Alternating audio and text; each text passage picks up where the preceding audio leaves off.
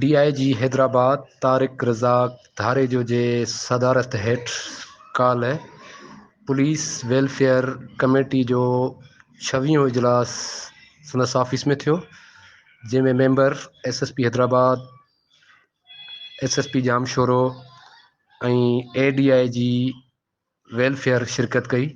उन मौक़े ते टोटल 176 केसिस ते जो जाइज़ो वरितो वियो, जंहिंमां 157 केसनि जो उन वक़्तु फ़ैसिलो कयो वियो, जंहिंमें 66 केस पुलिस डिपार्टमेंट जे मुलाज़िमनि जे ॿारनि जे शादी जहेज़ शामिल हुया।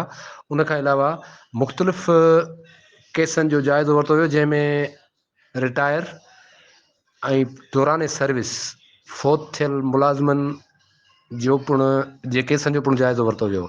उन मौक़े ते DIG हैदराबाद तारिक रज़ा धारेजो चयो त पुलिस डिपार्टमेंट में जानियुनि जो नज़रानो ॾींदड़ शहीद ऐं दौरान सर्विस फ़ौत थियल मुलाज़िमनि जा केस अवलियत बुनियादनि ते हल कया पिया वञनि, जॾहिं त रिटायर थींदड़ मुलाज़िमनि जी पिणु रिटायरमेंट तोड़े उन्हनि जा जेके बि बेनिफिट आहिनि उहे फौरी तौर ते ॾियण जा पिणु हुकुम जारी कया विया।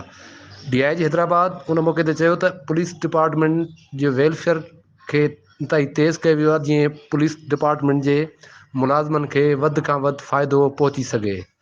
मुख़्तियार बुरफ़त, इबरत न्यूज़, हैदराबाद।